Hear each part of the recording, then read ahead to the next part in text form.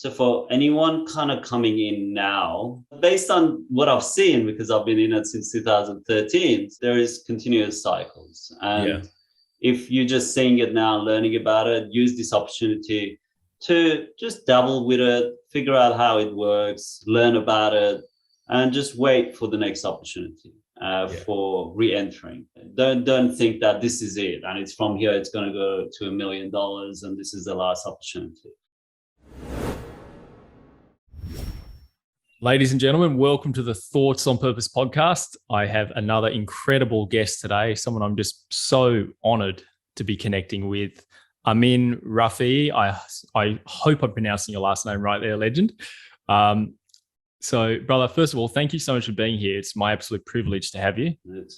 Excellent. So, Amin is a product engineer, an international educator and speaker, and the founder of the world's first decentralized autonomous university, which is incredibly amazing.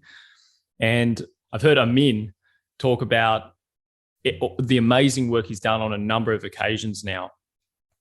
And I just I went out on a limb and I said, will we be able to connect on a podcast? And so I'm really grateful that you gave your time to be here, brother. So thanks for your time.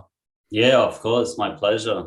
Thanks for having me. My absolute pleasure. So, I mean, I know right now there's so much happening in the online world and there's so much in people's minds when it comes to privacy and protecting themselves. And we're going to get into all of that, but I'd love to hear from you. Like, why did you choose this path? Like, this is the Thoughts on Purpose podcast, and I see you as someone who has really stepped into a powerful purpose. Why did you choose this path? Yeah. Good question. For me, privacy is the ability to be yourself. Without it, you lose parts of yourself that you may hold dear. And the ability to express ourselves is a big part of what I value personally. So expressions, what you want to say, what you want to share. And I guess I came from an environment that didn't look too fondly at, certain topics or thoughts that wanted to be expressed. And if you've ever tried to go against the norm, you know what that would feel like. There's a sense of loneliness that comes with wanting to follow your own path that opposes the norm. And to safeguard these premises, privacy became important. And that was further amplified when I got into cryptocurrencies, which inherently is derived from the peer-to-peer open source space and culture, which also has similar attributions, such as privacy, security, openness, transparency, and and that's kind of what empowered me, because I saw that there is a time to have privacy and there's a time for transparency. And to elaborate on that, you could look at it as an organization or the political scene. There should definitely be transparency and accountability.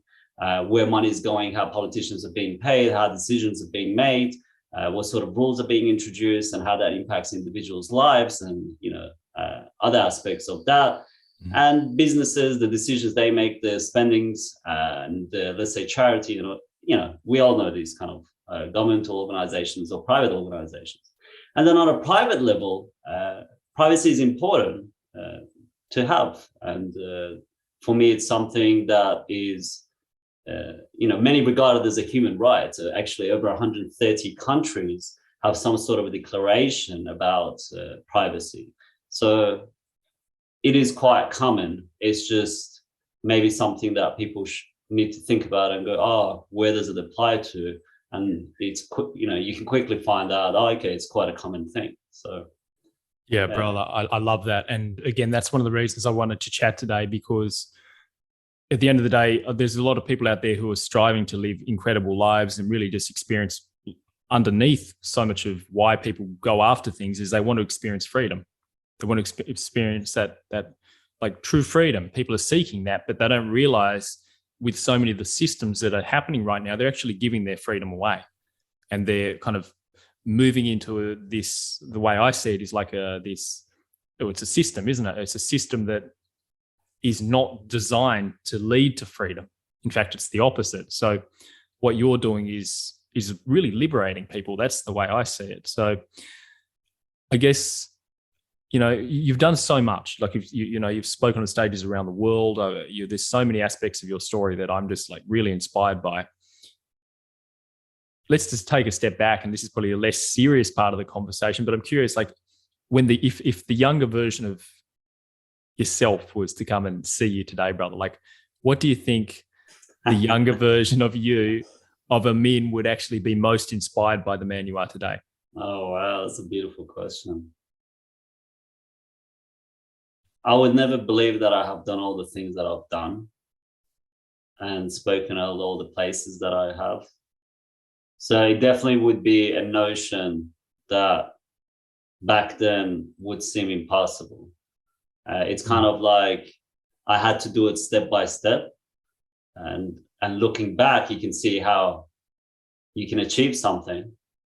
Though at the time, if you went back to me at the age of like 16 and said, hey, you're going to go around the world and speak and share these kind of topics and knowledge with people and, meet all these amazing people and learn from them and all these opportunities has come along your way. I didn't have the capacity to believe it enough to manifest it then. And it would have had to have happened step by step. And for sure, if I heard about my own story as though it was someone else, it would have been quite an inspiring story. So I'm happy about that. And that's something that I believe is useful, to be able to look back and go, okay, there was things obviously we could improve on. There's some things that I look back and I can kind of, maybe my younger version would laugh about. There's things that I would be proud of probably. So yeah, there's kind of a full spectrum. Yeah, I love that. So yeah, thanks for sharing that. And I get what you mean. You probably couldn't understand how far you were going to go, but what you've done is you've just kept following the inspiration as it shows up and following the next, stepping through into the next opportunity. And I think that's a great message for people listening as well. Like, it's not about seeing the whole path. I'm assuming that you had some idea of the direction because you became a product engineer. So you had, like, how did that work? As a young guy, did you be like, oh, I think I want to go in this area? It's like, how was that? Like, how far were you seeing a few years ago? Yeah, look, I studied engineering to begin with. And I believe it was mechanical engineering or something like that. And I studied it for almost a year, though I was just falling asleep in the lectures, It was just so left-brained, so much logic and so much just numbers and and I didn't really enjoy it. I wanted to make stuff. I was curious about all different kinds of stuff. And there was a student, and I'm so grateful to have just met him. It was for a short period, but it's like look into industrial design or product engineering, depending on where you are. There's different names for it. And I did, and I'm like, oh, wow, it's a multidisciplinary field of knowledge, which is kind of like polymath, similar to the Renaissance era, where people weren't just scientists. They were mathematicians, scientists, artists, philosophers. It was an inclusion of all these that led to the Renaissance and all the amazing work that came from that era. It was a similar version of that, because I got to learn about math, physics, art, drawing, philosophy, branding, marketing, business. So the concept of product engineering, industrial design, for those that don't know, is the ability to be able to conceptualize a product and to be able to think about every aspect of it, how it's going to be sold, the materials that go into it, the design of it, the usability, the ergonomics, the marketing, the branding, the company and relations to international development. There's a lot of aspects to it. And for me, that was much more interesting than what I was doing in engineering, which was very monotone for me. And so I made the switch. And university was interesting, though it wasn't inspiring. I was kind of pushing the boundaries myself and asking to do greater things. And it wasn't an environment that really stimulated me, because I had to stimulate myself and find different things to do. And sometimes it would even go beyond what the lecturers were capable of understanding. And that was interesting to me. And honestly, the two linked up in a weird way, though. Yeah, I didn't really use the degree. I kind of actually abandoned my degree. I just dropped it on the floor and just left it. And I started my own business, and I saw that I was much more of a practical person. I didn't really want to go and work as a junior, and then, these kind of concepts for me just didn't make sense. So I started my own business, and I've been working for myself since the age of probably 22 or something like that. So definitely over 10 years or 12 years or something. I'm 34 now. So, and what was your first business? I mean, what was the first business? I was always fixing people's computers. That's what I was doing at the age of 14, 15. And then at the age of this is before university, then I started doing design. I really liked design. Then when I studied what I did, I started doing website design for people and graphic design and this kind of stuff. So that became my business, and doing IT procurement and things like that. So I combined the two with a friend to do IT services and procurement, and also doing design consultancy and work in relation to that field. So that's what I started doing, and I went down my own path. And when I saw cryptos, I was actually ready to just tap out of the system. It was funny back then. I just didn't want anything to do with it. It was just weird. Just the whole lifestyle and everything around it that came with it just didn't make sense. So it wasn't until I read the Bitcoin white paper, which is the document or the technical paper that describes how Bitcoin functions, that I was like, you know what? I'll give everything I've got to this technological movement.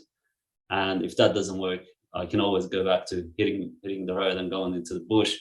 So the skills that I picked up along the years, it's funny. One thing I can just kind of explain to you is that all the different pieces didn't make sense back then. It's until I got into a certain position to go, that's why I had to learn what I had to learn, because now I can combine everything I learned, and it becomes so useful now, So at the time, it may not have made sense, though years later, like you said, telling your viewers, it might not make sense, some of the things you're doing, though eventually they will come together and they will form a platform on which you can kind of get across or build your own bridge and formulate your own pathway. So I gave all that knowledge that I gained through the IT, through the design, websites and everything. I brought those skills into the crypto field and continued developing them and providing that service to suddenly a movement that really resonated with who I was, and that went on a whole other journey. I love that. And I didn't know this about you till our call the other day that I heard you on.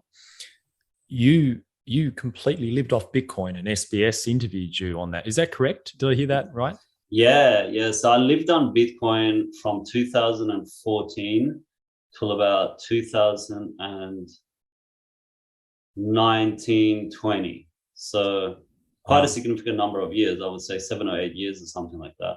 Mm-hmm. And when I came to Australia in 2017, there was a journalist from SBS, and he interviewed me, and there's a video on this on YouTube. And back then, they didn't really get it, because Australia was a few years behind in being able to grasp the concept and everything, though it's much better now. And it was good to be able to express those ideas to them. Some people were just starting to understand it, and here I was, having lived on, now 3 different continents on Bitcoin. Wow! And paying my rent and everything else that came with it. So it was an interesting experience that gave me a lot of knowledge. Oh, for sure, brother. And it's really cool. It goes to speak to the fact that you saw something in it when you've read the white paper, which is amazing. I don't know many people who have actually done that. But you read that, and not only did you just kind of dabble in it, you actually created a whole life around it, which is amazing. And it fascinates me, because I guess we're on the same page. We're seeing certain things in the world right now that really get to improve and be updated. And all of this technology you're talking about really seems like a potential path forward, and definitely a way humans can experience more freedom and have more choice. But in order to do that, you mentioned a really great thing when I've heard you speak previously, where you've spoken about the importance of you need to be willing to take responsibility when it comes to all of this. And do you find a lot of people don't move into this space or don't do well in this space because they're not willing to take as much responsibility as is required? Yeah, thank you for bringing that up. Personal responsibility is a big part of decentralization and sovereignty as a whole. So regardless of technology, if you want to be a sovereign individual and you want to claim that sovereignty, you have to be responsible and you have to be wise enough to be able to equip yourself with the knowledge to navigate through the many hurdles that you will face. So personal responsibility is important both in decentralization and in general sovereignty. To give you an example, if you're traveling and you have the knowledge, you're able to go to certain countries, you know your rights and get by. If you don't, you're always relying on certain other people to guide you. Knowledge is power, and application of it is greater power.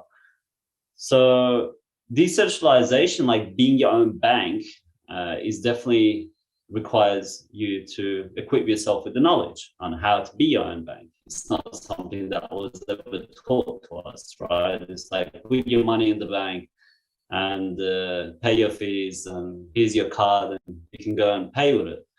Though when it translates into a more sovereign concept of sovereign money, then you have to think about things a little bit differently. Though an example I always give to people is that if you can drive a car, which is 1 or 2 tons across the highway roads, hours per day, in some cases people are driving to and from work, changing gears if it's a manual, if not, driving, there's a stereo, windows, lanes, other cars. And we do this without, in most cases, majority of cases, hurting other people on a daily basis, indicating traveling at like high speeds. Like it's quite a complex task if you really think about it. You're pressing these 2 pedals and you're adjusting your speed, accelerating, keeping distance to other cars, changing lanes while looking at the mirror distance. It's quite complex, honestly. If you were to program a robot or something to do that, it's quite a complex task. That's so true. That's why we still don't have self-driving cars that are capable of fully doing that. That is why it's quite a complex task with all the different parameters that are involved. So if we can do that, we can learn to do other things that may seem complicated. So we can definitely become our own banks. And the reason we can do one and the other, and we can't, or it seems complex to do the other, is just training. It's just knowledge. It's closing that gap between the how do we do it and doing it. And that's another concept behind Bittopia University, is to give knowledge to people to enable them to access things that are otherwise not accessible in our day-to-day life. And I'm sure you can relate as a coach yourself, mentoring other leaders and coaches, how important knowledge is. And if it was accessible through colleges, people wouldn't be coming to you. There's definitely a missing link, a missing element. And that's why they come to the bottom-up strategy of reaching people, or people that have been doing it for themselves, rather than going to, let's say, a University of Sydney, how do I become an entrepreneur? And it's like, I'm sure you could do a 4-year course on entrepreneurship and the theories of it, though the application of it is directly derived from the people. So personal responsibility is a big part of it. It's about recognizing what you know and what you don't know, and really taking the few steps necessary to learn it. And it can be complex, though with the right people in place, it's not a difficult task. And you feel better because you weren't supposed to be codependent. We all were made to be, fully independent.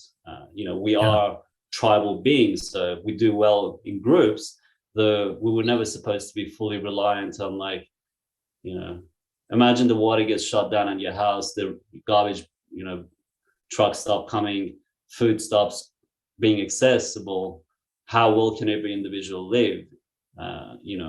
So we've become very dependent, and that lack of personal responsibility has consequences that we can as well. It's within us to learn those things again and regain and empower ourselves. So I love that. And that's actually a really great example of driving a car. And when you say it like that, it is actually super complex. And, you know, I've had certain experiences having worked in emergency departments and stuff when I trained, because I trained as a combat medic.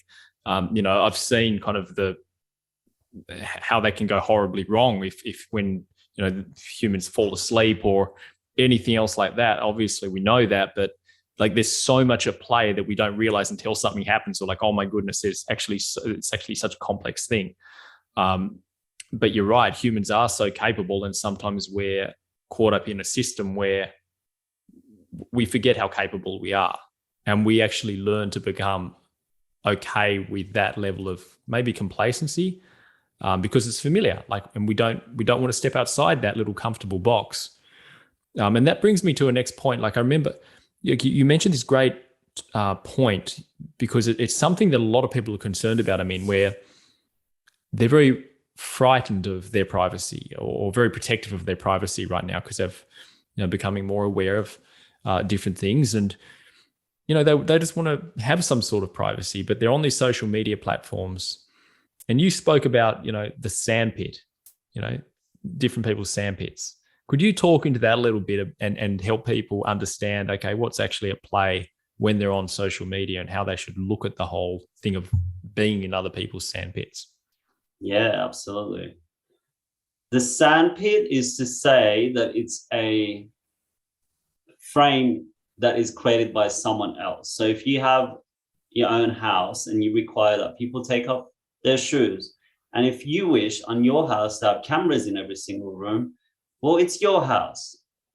If I don't like it, I can be like, hey, can you meet me outside somewhere, you know, or not come over, or, you know, associate myself with someone that's more similar.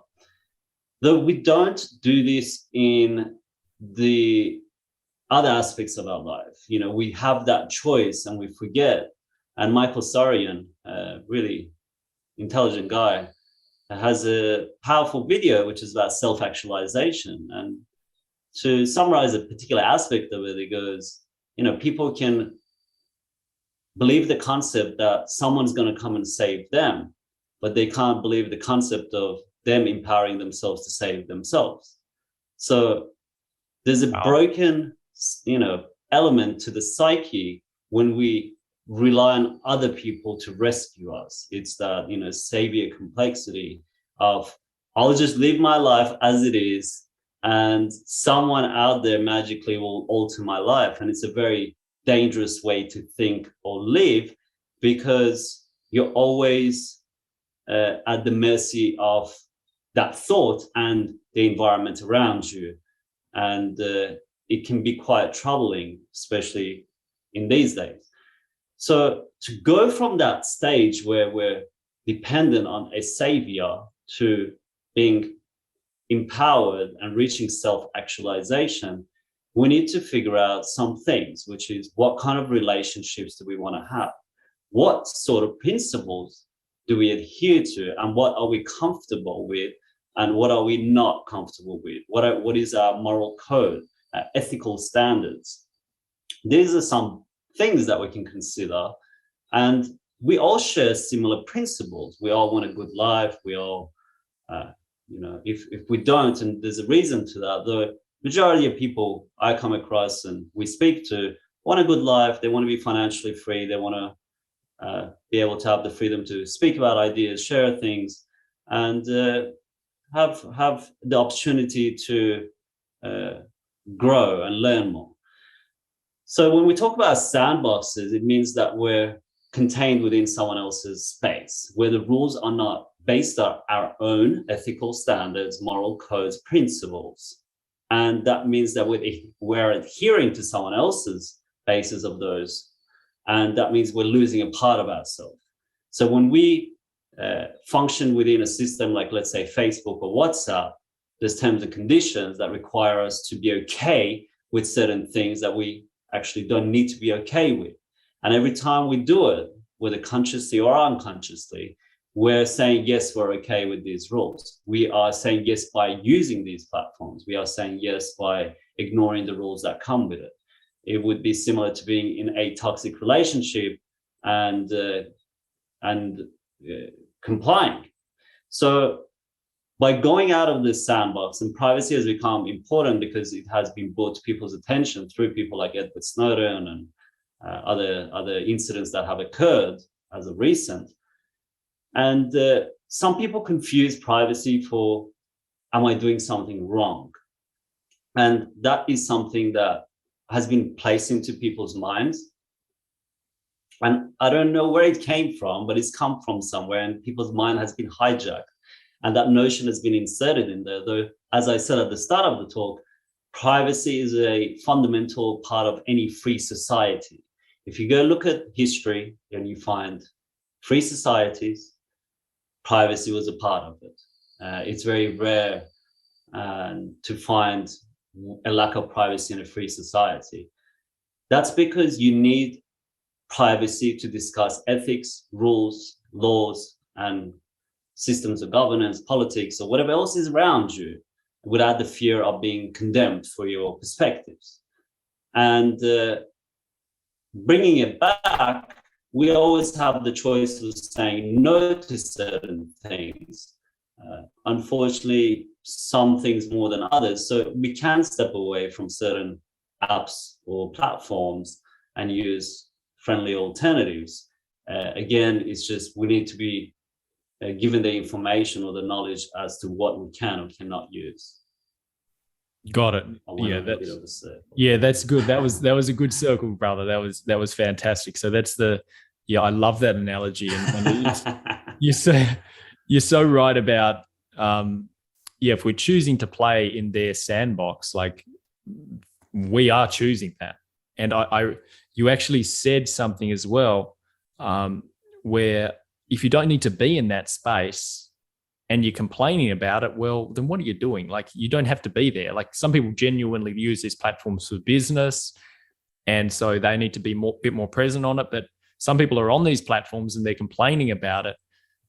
It's like, maybe just move off, or like you do, you teach all these amazing alternatives that a lot of people aren't aware of, which are up and coming. So, could you talk a little bit about, I've got a couple more questions I want to get to, but could you just talk quickly about Bittopia University and what is it? Because you're educating people on all of this stuff. Yeah. Bittopia University is a decentralized autonomous university, and we are building it as we go, and a lot of effort has been put into constructing it the way that it has and the foundations of it. And it's to challenge the privatization of knowledge and to change the student model where it functions on debt. So the same way that Bitcoin challenged the financial system, which also functioned on debt, that is why it's not sustainable, because for the prosperity of the country, more people need to get in debt. In fact, 90% of the money in existence would disappear if all debts were paid. So wow. It's a system that, it's actually really unhealthy. And it's a system that requires perpetual debt for growth and prosperity. So in the same way, the student model, not everywhere though, let's just use examples like Australia, the UK, the US, it requires that people get in debt so they can get education, and then they can go get a job, and then they can be in debt again to buy a house. It's just a perpetual cycle of debt. So Bittopia is to shift that model and to reward students that do well, is to introduce entrepreneurship to the concept of studying and learning through partners such as what Jeff and Kate are doing through the Southern Business Movement, and people like yourself can participate, and coaches, and create a pathway for students so they're not just applying to learn for the purpose of going and getting a job. And they can do that, and we can use automation to figure out what a particular job requires, and then allocate those courses for them to study, rather than they study and then they'll be like, well, I studied this, what jobs can I get now? Let's figure out what is required, what form of knowledge is required for this job, and do it backwards. And then, okay, for you to this job, you need to do these particular modules and courses, and then they do it and they can be linked up. So we can have that that we also want to introduce entrepreneurship. We want to incentivize students to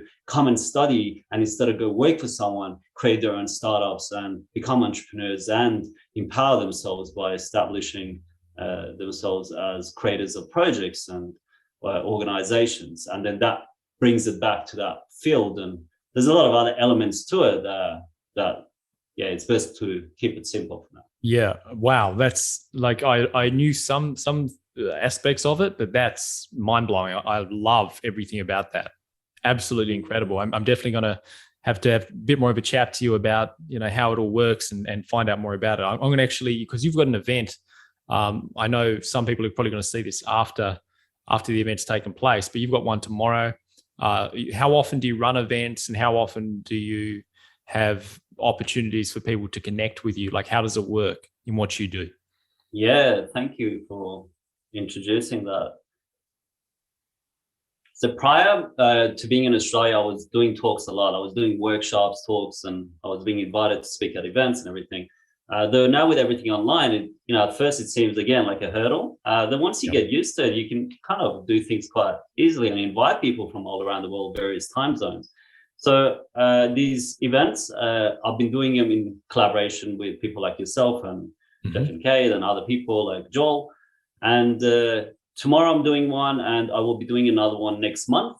So the one for tomorrow, by the time you see this, it will have covered the privacy, alternative apps, and how to enhance your online privacy and things like that. And the one that I'll do in a month's time would be more about cryptos and decentralization and the philosophy behind it, how to buy it and sell it securely without going through centralized exchanges, the importance of decentralization and security around it, and just the basic idea so people can really grasp what it's all about. I love that, brother. Yes, yeah, such valuable stuff. And just having someone like yourself who simplifies it all. And I notice what you do really well, I mean, is you don't overwhelm people. You actually, like, you give them enough to be like, okay, this is the bigger picture, but then you chunk it down and you're like, okay, if you just do this will be enough. Like, and I really respect that.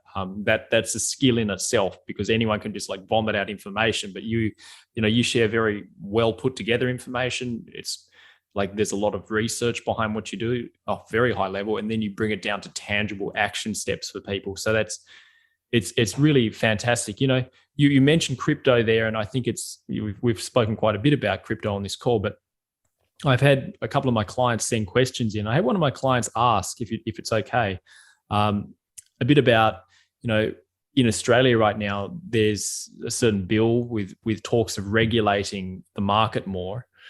And, with all of this, and it's probably going to continue to happen more and more in countries, like regulate, how do we control this thing, this beast that is crypto? With all of that happening, is it still a good time to buy? Like, I think I know the answer, but I'm curious, like, what is your answer? Is it still a good time to buy? And do you see the market continuing to grow, or will we more pullback? I personally come from the engineering aspect of it, and I rarely get into the financial talks of it, though I can kind of see trends that occur, and we see these cycles come and go. So for anyone kind of coming in now at the height of this bull run, I would say proceed with caution and just kind of consider that there will be another movement and there will be another opportunity. And I may be completely wrong and it might keep going. Just obviously, I don't have like a crystal ball. Crystal ball. That'd be nice, wouldn't it? Yeah. Let me see, my friend.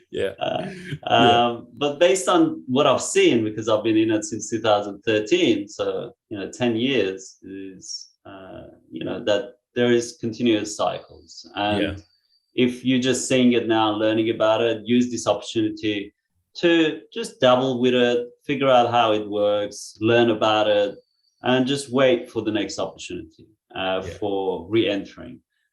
Don't think that this is it and it's from here it's going to go to $1 million and this is the last opportunity.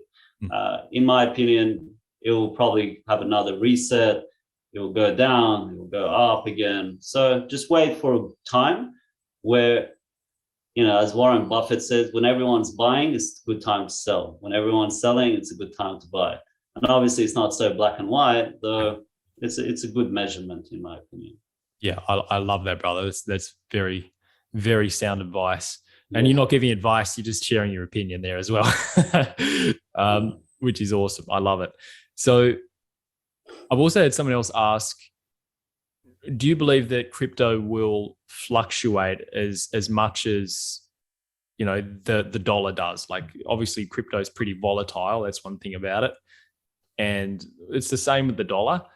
Do you think that if more people start moving toward crypto, simply like, for example, my understanding of Bitcoin is there's a finite amount of it. And so that's why it's continuing, like, increasing in value. And that's makes a lot of sense to me, because they just can't keep printing more of it. But do you think that it will be something that's a little more stable, or this is just something like, I don't know, this is kind of maybe your engineering experience can just like, is this going to continue to happen, or will we ever get to a point where it just continues to go up? I don't know if you might laugh at that question. I don't know. No, I don't laugh at it. It's a very important question. I reckon when you compare it to the dollar is actually quite stable in relation, if you would compare the cryptocurrencies, which can kind of go up and down like 40%. Dollar doesn't do that unless there's a crisis on a planetary level, which is, in my opinion, and this is just my own opinion, is not too far from occurring. You can't, as I said, you can't have a system based on debt that's sustainable. You just can't. You can't have such a system. Like, just from an engineering perspective, whoever I showed how the Federal Reserve and the fractional reserve banking system works, who doesn't have any idea about it, and I promise you, there's maybe 90% of people in a workshop, on average, don't know how money is issued and expanded. When I show them, they're like, "That sounds like a scam." And that's a very kind of genuine way of looking at it. So, cryptocurrencies is about having some sort of an alternative that you would not otherwise have. Some people laugh at the idea of crypto is becoming mainstream. They're like, "Oh, it's just this thing you put your money in, it goes up, comes down, but it will never be sustainable to the point of day-to-day use." And that's their perspective, and that's okay. And in my view, like you said, will it come to a point where the fluctuation will settle? And that would require mass adoption. It would require it to be used by businesses, by what they call retail investors. And that's the point that you need to reach for it to balance out. So until then, when it's just used as a tool of investment, where things get bad, people sell it, and there's all this happening, it's quite hard to maintain a price floor. Though historically, when we look at it from 10 years ago till today, the way that it has proven itself is that it has always gone up. So it's definitely gone up. If you zoom out in like a 10-year time frame, it has gone up. But when you're zoomed in like 3 months or 6 months, you do see these volatilities. So it depends on your approach, and if you're coming in to just leave it alone and let it sit. Though if you're looking for a quick gain and you have more of a emotional kind of response to the market, then you would have to, I guess, reconsider your reasoning as to why you're getting involved. For me, it offers a choice, and that's a good start. So it's always good to have a bit in there. Don't over hedge yourself in there and expose yourself in a risky market. And it offers a choice to people should something go wrong, like 2008. If people knew 2008, they could feel what's going on, which a lot of people did and warn about.